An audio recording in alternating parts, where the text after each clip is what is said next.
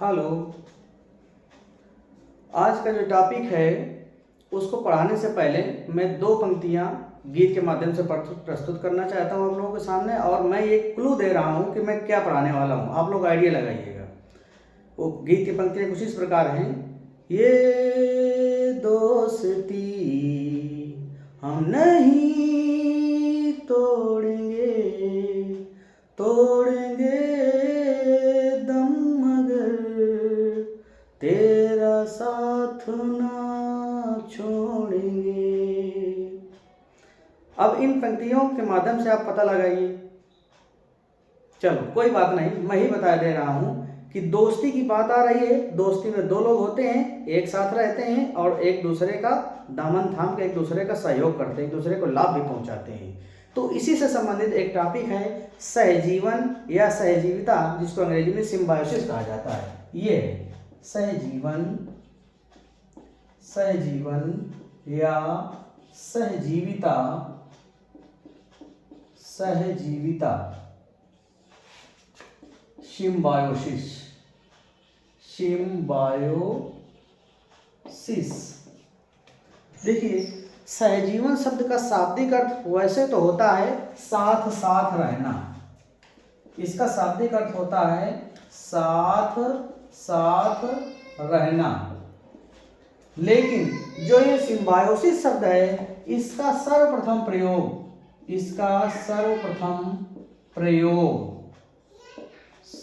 Symbiosis शब्द का सर्वप्रथम प्रयोग 1879 ईस्वी में डॉक्टर बेरी ने किया था। डॉक्टर बेरी ने किया था। अब यहां से दो प्रश्न उठ सकते हैं कि सहजीवन शब्द का शाब्दिक अर्थ क्या होता है, जिसका शाब्दिक अर्थ होता है साथ साथ में रहना। और दूसरा प्रश्न उठ सकता है कि सिम्बायोसिस शब्द का प्रयोग कब और किसने किया था, तो सन 1879 ईस्वी में डॉक्टर बेरी ने किया था। ये तो सहजीवन की बात हो गई। अर्थात अभी इसको और इलेबोरेट करते हैं तो ये पाते हैं कि सहजीवन दो प्राणियों या दो जीवों के मध्य एक ऐसा अंतर संबंध होता है जिसमें दोनों जीवधारी एक दूसरे के साथ में रहते हुए एक दूसरे को लाभ पहुंचाते हैं। दो जीवधारी एक साथ रहते हैं, ये इसको लाभ पहुंचाता, ये इसको लाभ पहुंचाता, परस्पर एक दूसरे को लाभ पहुंचाते हैं साथ में रहते हुए।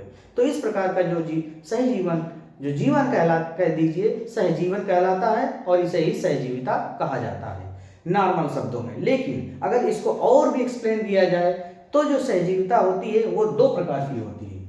ये जो सहजीविता होती है ये होती है दो प्रकार की। पहली सहजीविता होती है विकल्पी सहजीविता, विकल्पी सहजीविता, और दूसरी इसी की उलट होती है अविकल्पी सहजीविता, अविकल्पी सहजीविता। पहली क्या है विकल्पी सहजीविता और दूसरा है अविकल्पी सहजीविता। अब देखिए, जब भी आप बचपन से पढ़ते आए हैं कि विकल्प छांट कर लिखिए, मल्टीपल चॉइस क्वेश्चन एमसीक्यूज हल किए होंगे, तो वहां पर चार विकल्प होते हैं, चार में एक विकल्प कोई चुनना होता है। तो उसी से रिलेट करके इसको मैं पढ़ाना चाहता हूं कि विकल्पी, विकल्पी शब्द बना है विकल्प से, कि जब दो प्राणियों के मध्य ऐसा संबंध जिसमें विकल्प हो, अलग होने का विकल्प हो, कि अलग अलग भी हो जाएं तो दोनों जीवन जीने में सक्षम रहें, तो इस प्रकार की जो सहजीविता होती है वो विकल्पी सहजीविता कहलाती है। इसका उदाहरण है साइकस की कोरोलॉइड जड़ें, साइकस की कोरोलॉइड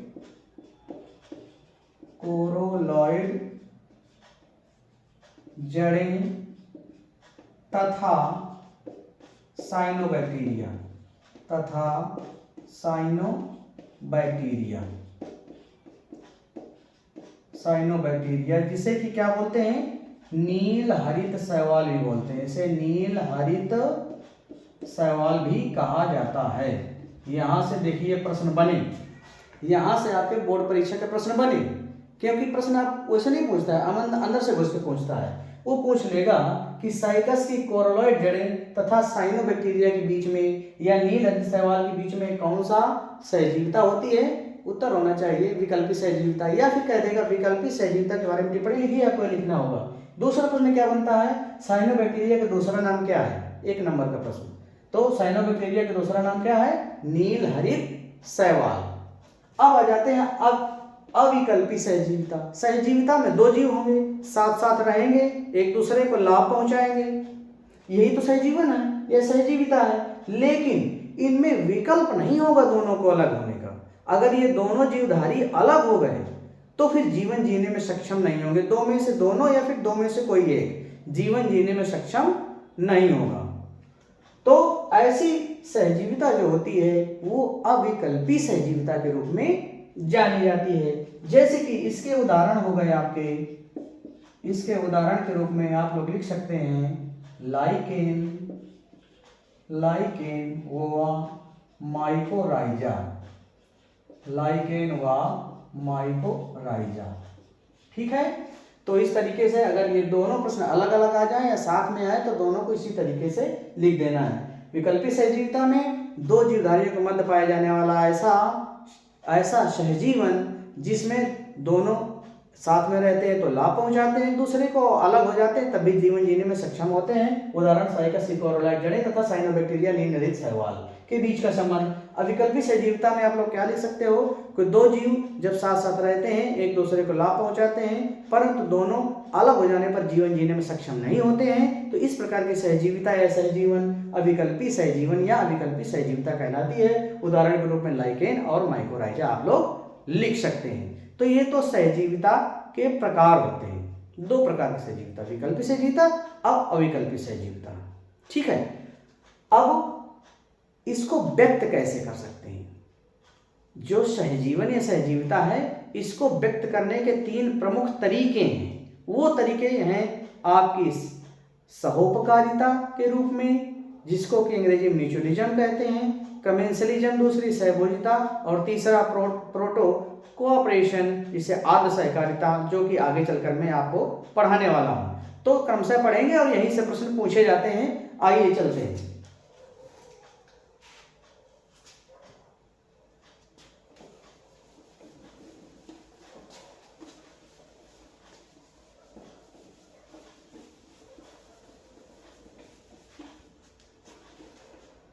तो आपका आ गया सहोपकारिता। सहोपकारिता ये भी सहजीविता या सहजीवन ही है, लेकिन उसको व्यक्त करने के तरीके अलग अलग है। म्यूचुअलिज्म, म्यूचुअलिज्म, सहोपकारिता। अब सहोपकारिता में भी वही चीज, 2 जीव साथ साथ रहेंगे एक दूसरे को लाभ पहुंचाएंगे, लेकिन ये भी 2 प्रकार का होगा। एक अविकल्पी सहजीवन या कह लीजिए कि सहोपकारिता, और दूसरा विकल्पी सहोपकारिता। तो आइए इसको क्रमशः पढ़ते हैं। पहला इसका उदाहरण हो गया लाइकेन ही ले लेते हैं।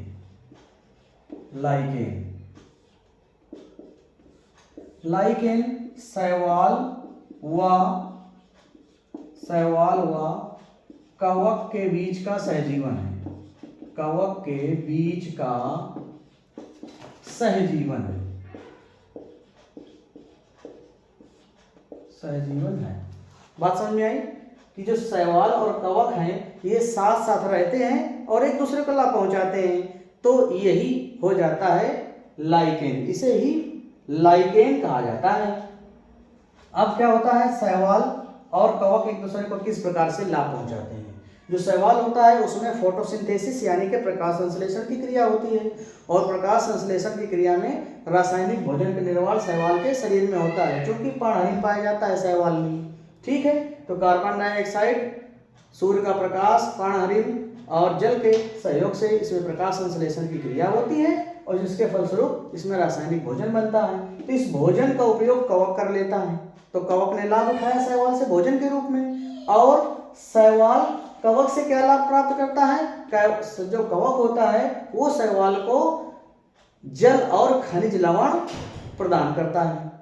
तो शैवाल ने क्या दिया, जल और खनिज लवण शैवाल को, कवक ने शैवाल को क्या दिया, जल और खनिज लवण, और शैवाल ने कवक को क्या दिया, ऑक्सीजन दिया और भोजन प्रदान किया। तो दोनों एक दूसरे के साथ में रहे और एक दूसरे को लाभ पहुंचाए, लेकिन ये अलग अलग नहीं रह सकते, एक साथ ही। अविकल्पी, ये क्या है, ये अविकल्पी सहोपकारिता हो जाएगी। ये अविकल्पी सहोपकारिता का उदाहरण है ये लाइकेन।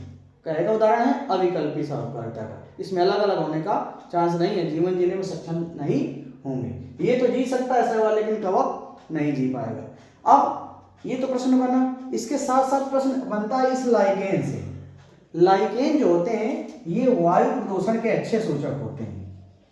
ये वायु प्रदूषण के अच्छे सूचक होते हैं।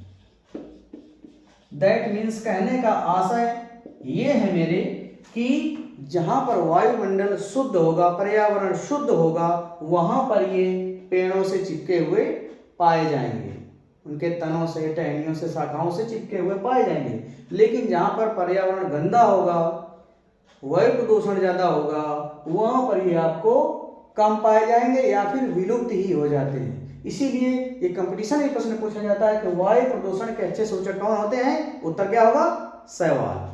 ठीक, अब दूसरा उदाहरण ले लेते हैं, माइकोराइजा।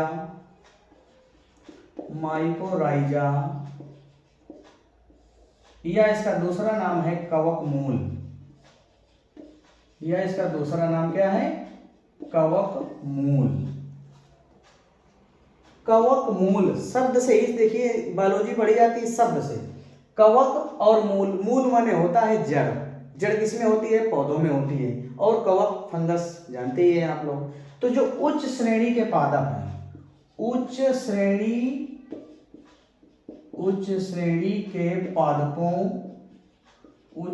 के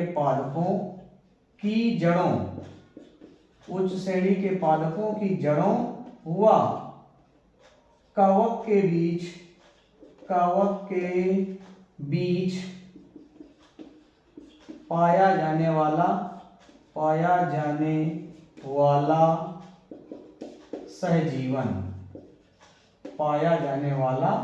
सहजीवन। आई बात समझ? उच्च श्रेणी के जो पादप होते हैं, उनकी जो जड़ें हैं और जो कवक हैं साथ साथ रहते हैं, इसीलिए इसको कवक मूल कहा गया है। साथ साथ रहते हैं, इनके बीच में जो सहजीवन पाया जाता है वही कवक मूल कहलाता है या माइकोराइजा कहलाता है। ठीक, इसमें फिर वही बात, क्योंकि पौधों की जड़ में कवक रहता है तो पौधे से क्या मिलेगा? इसको पौधे से मिलेगा पोषण, न्यूट्रिशन मिलेगा। और कवक पौधों को क्या देगा? जल और खनिज लवण प्रदान करेगा। तो दोनों ही एक दूसरे से लाभ उठाते हैं। लेकिन यहां से तो प्रश्न आ ही सकता है, इसके साथ साथ एक और भी प्रश्न यहां से उठा सकता है। क्या उठा सकता है? एक दो टर्म है, एंडोट्रॉफिक और एक्टोट्रॉफिक। एक्टोट्रॉफिक और दूसरा टर्म है एंडोट्रॉफिक।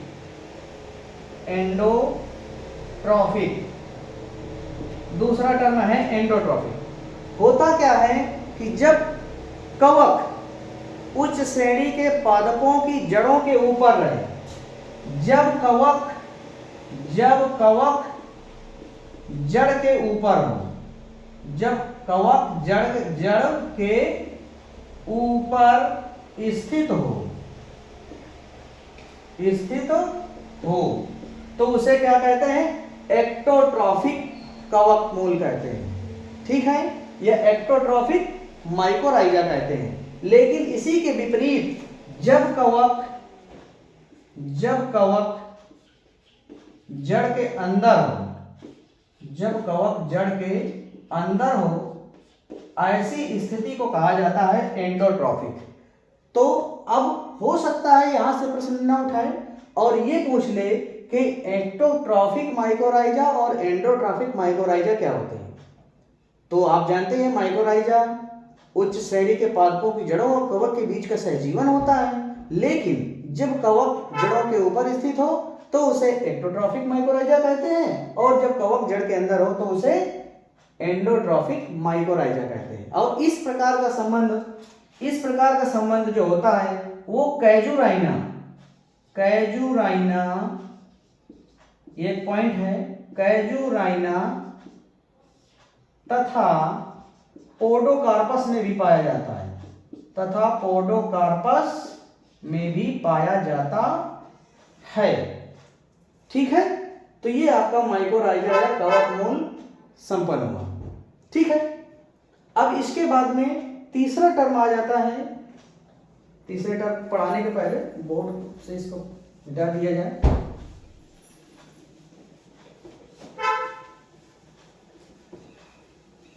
देखिए, जो तीसरा पॉइंट है जो अविकल्पी सहजीविता या अविकल्पी सहोपकारिता के अंतर्गत आता है, वो आता है नाइट्रोजन स्थिरीकरण सहजीवन।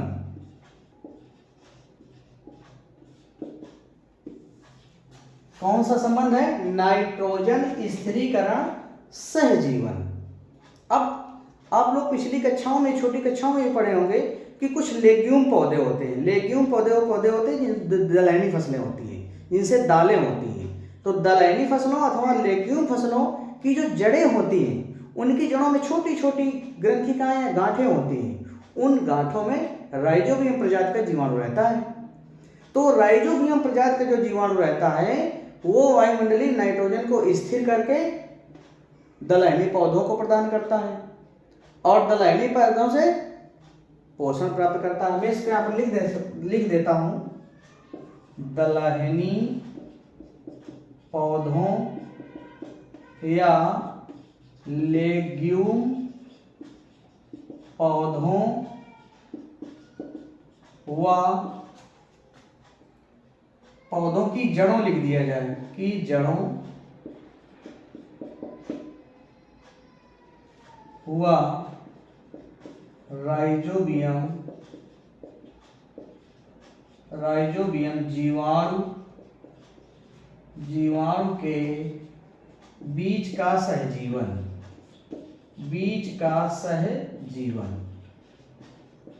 ये क्लियर हो गया।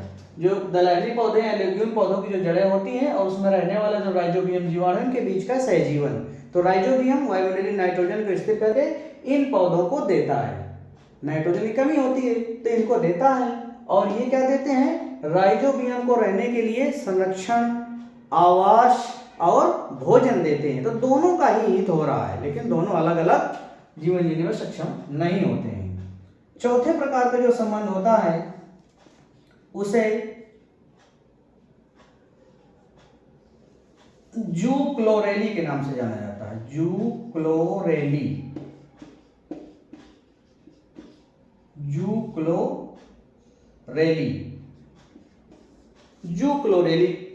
ये भी एक सहजीवन है, लेकिन किसके बीच का सहजीवन है?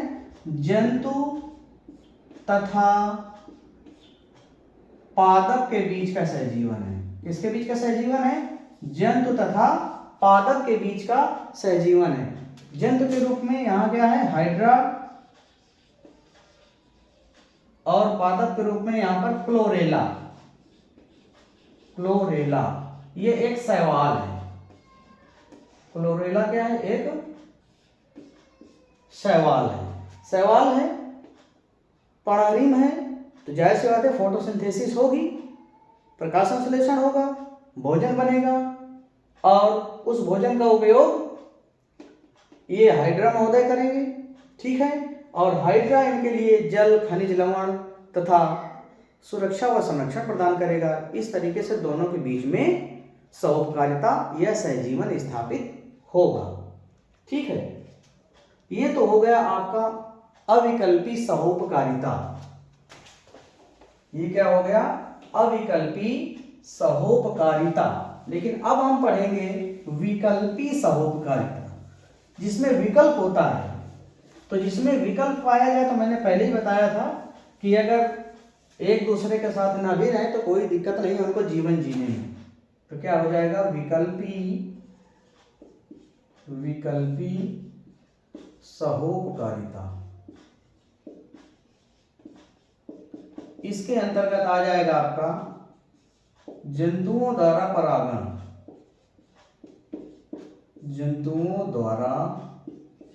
परागण। देखिए, यहाँ पर परागण शब्द है, और परागण से एक प्रश्न आपके बोर्ड परीक्षाओं में पूछा जाना है। परागण क्या होता है? परागकोश से पराग निकल कर इस तरीके से के वर्तिका पर पहुंच जाए तो ये क्या होता है? परागण होता है। लेकिन ये पहुंच कैसे जाएंगे? वायु के द्वारा, चमगादड़ के द्वारा, मोलस्क के द्वारा, जल के द्वारा, पक्षियों के द्वारा, कीटों के द्वारा, जंतुओं के द्वारा, इनके द्वारा ही तो परागण होता है। तो जंतु पौधों को क्या फायदा हुआ? जब जंतु जाते हैं तो देखो सबसे पहले जंतु लिखा है, ठीक है, जंतु और पौधे इनके बीच का संबंध है ये।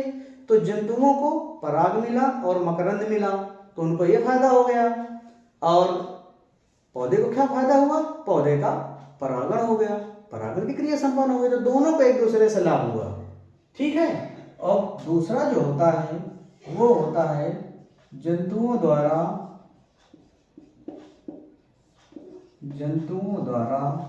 फल व बीजों का प्रकीर्णन। जंतुओं द्वारा फल व बीजों का प्रकीर्णन। प्रकीर्णन मीन्स बिखराव, फैलना, इधर से उधर उड़ करके जाना। तो जंतु किस तरीके से फल और बीजों का प्रकीर्णन करते हैं, कैसे इधर से उधर ले जाते हैं? तो देखिए होता क्या है कि जैसे कुछ जंतु हैं, कुछ पक्षी हैं, कुछ स्तनधारी वगैरह भी हैं, ये फलों को खाते हैं। अब फलों को खाने के बाद में मल परित्याग करते हैं, तो मल परित्याग हो सकता है 2-4-5 किलोमीटर दूर करें जा करके, जहाँ पर उस फल को खाए उससे। तो 4-5 किलोमीटर दूर जो उनका मल होता है, मल में बीज भी होते हैं उस फल के, तो बीज वहाँ पर उगते हैं उपयुक्त कंडीशन में, और उग करके उसी पौधे का विशालकाय रूप ले लेते हैं। तो इस तरीके से फलों को प्रकीर्णन। फिर दूसरा बीजों का प्रकीर्णन। इसमें क्या होता है, कुछ विशेष प्रकार के बीज होते हैं, जैसे कि मान लिया जाए गोखरू।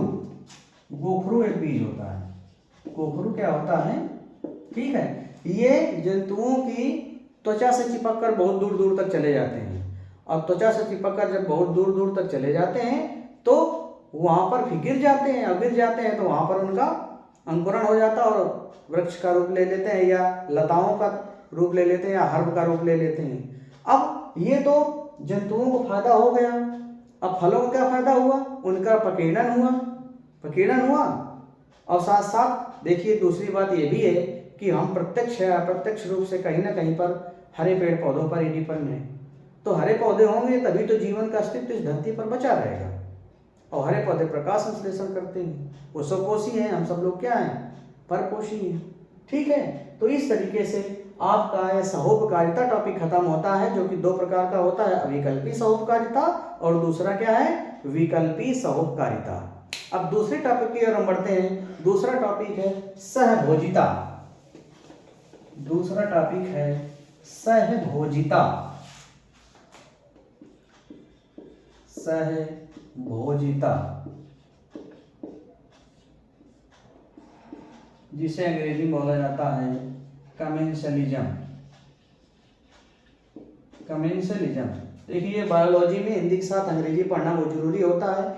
हिंदी के शब्द बदल सकते हैं लेकिन अंग्रेजी के शब्द नहीं बदलते हैं। तो जब हिंदी समझ में ना आए तो उसी प्रश्न की अंग्रेजी पढ़ लीजिए तो आपको समझ में आ जाएगा कि हमें क्या लिखना है, ठीक है। सहभोजिता। इस सहभोजिता शब्द का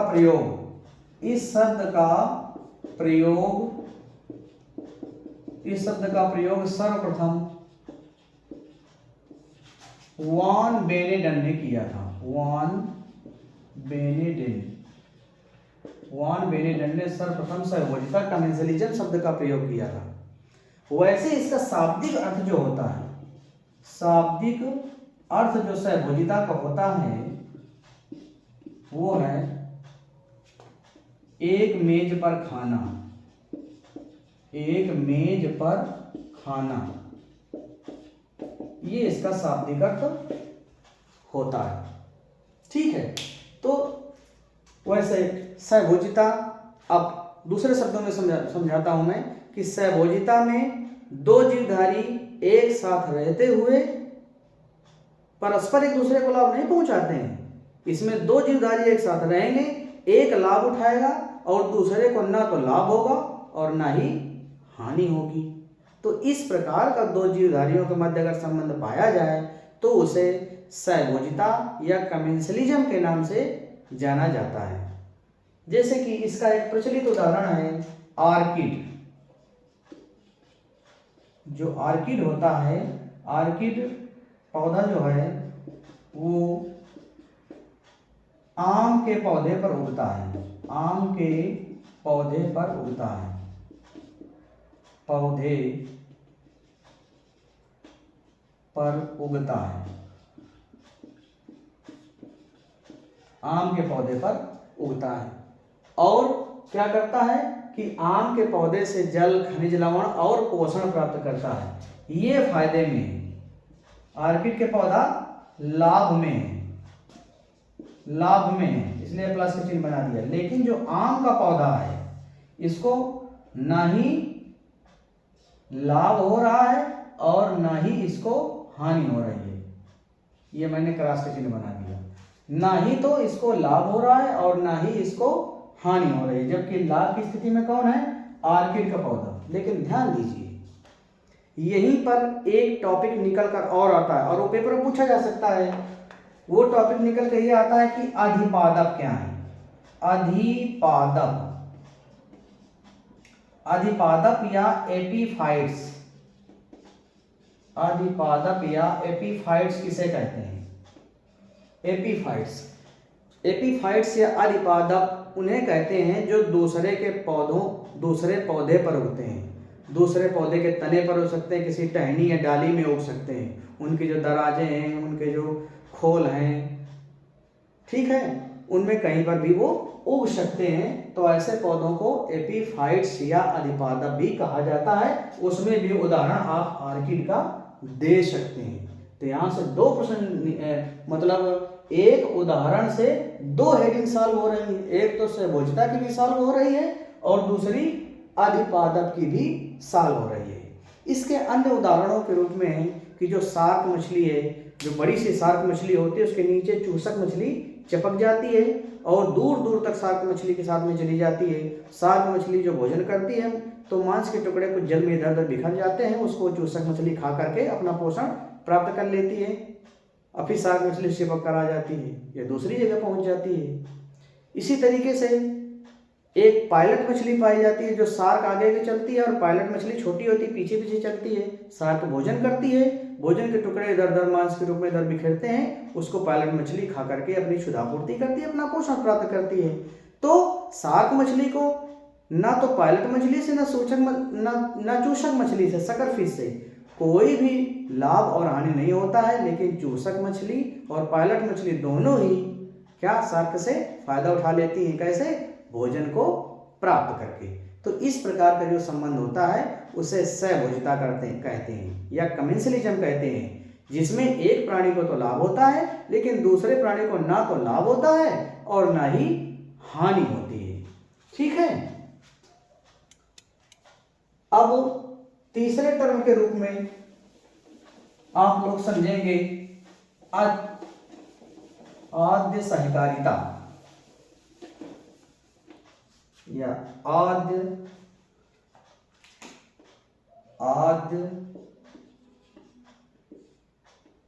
सहोपकारिता, आद्य सहोपकारिता, प्रोटो कोऑपरेशन, प्रोटो कोऑपरेशन। ठीक है। तो प्रोटो कोऑपरेशन में क्या होता है, क्योंकि सहजीवन है तो दो जीवधारी साथ साथ रहकर एक दूसरे को लाभ पहुंचाएंगे। तो वैसे इसमें भी है कि दो जीवधारी एक दूसरे के साथ साथ में रहेंगे तो एक दूसरे को लाभ पहुंचाएंगे, लेकिन अलग अलग भी हो जाए तो जीवन जीने में सक्षम, उन्हें कोई दिक्कत नहीं है। जैसे कि उदाहरण के रूप में हर्मिट क्रैब जो होता है, हर्मिट क्रैब या केकड़ा, हर्मिट क्रैब के ऊपर समुद्री एनीमोन जो होती है, सी एनीमोन, समुद्री एनीमोन इसके ऊपर बैठी रहती है और इसके ऊपर बैठ के, हर्मिट क्रैब के ऊपर बैठ करके इधर उधर समुद्र में तैरती रहती है। और तो इससे समुद्री एनीमोन को लाभ तो हो गया और भोजन करती है, साथ में जाएगी भोजन करेगी। लेकिन हर्मिट क्रैब को समुद्री एनीमोन से क्या लाभ हुआ? समुद्री एनीमोन के कुछ विशेष प्रकार के कोशिकांग होते हैं जो कि विषैले होते हैं, तो वो दूसरे जानवरों को जब हर्मिट क्रैब पर आक्रमण कर देते हैं तो हर्मिट क्रैब की सुरक्षा होती है। तो इसको सुरक्षा और संरक्षण प्रदान करते हैं समुद्री एनीमोन। और हर्मिट क्रैब से समुद्री एनीमोन में क्या लाभ हुआ कि समुद्री एनीमोन हर्मिट क्रैब की पीठ पर पहुंचकर इधर उधर चली जाती है। लेकिन ये दोनों अलग अलग भी जा सकते हैं, कोई दिक्कत, साथ में रहेंगे तो लाभ होगा दोनों को, नहीं रहेंगे तो कोई दिक्कत का सामना भी नहीं करना पड़ेगा। इसी तरीके से एक दूसरा उदाहरण भी है कि जब कोई भैंस वगैरह है तो उसकी पीठ पर बगुले या कौवे वगैरह आकर बैठ जाते हैं, तो उसकी भैंस के पीठ पर जो होती है उसमें जू किलनी वगैरह होता है, तो उसको वो खा जाते हैं, तो भैंस को भी राहत मिलती है और उन पक्षियों को भी भोजन के प्राप्त हो जाता है। फिर वो पक्षी अपनी जगह उड़ गया और भैंस अपनी जगह पर चली गई। तो इस प्रकार का जो संबंध होता है दो जीवधारियों के मध्य में कि साथ में रहे तो लाभ पहुंचे, अलग अलग हो जाए तो कोई भी दिक्कत की बात नहीं, कोई जीवन जीने में अक्षमता वैसी कोई स्थिति प्रकट नहीं होती है। तो इस प्रकार का संबंध जो होता है आत्म सहोपकारिता प्रोटो कोऑपरेशन के रूप में जाना जाता है। तो मैं आशा और विश्वास के साथ इस सेशन को खत्म करना चाहता हूं कि आप लोगों को सब कुछ समझ में आया होगा। धन्यवाद।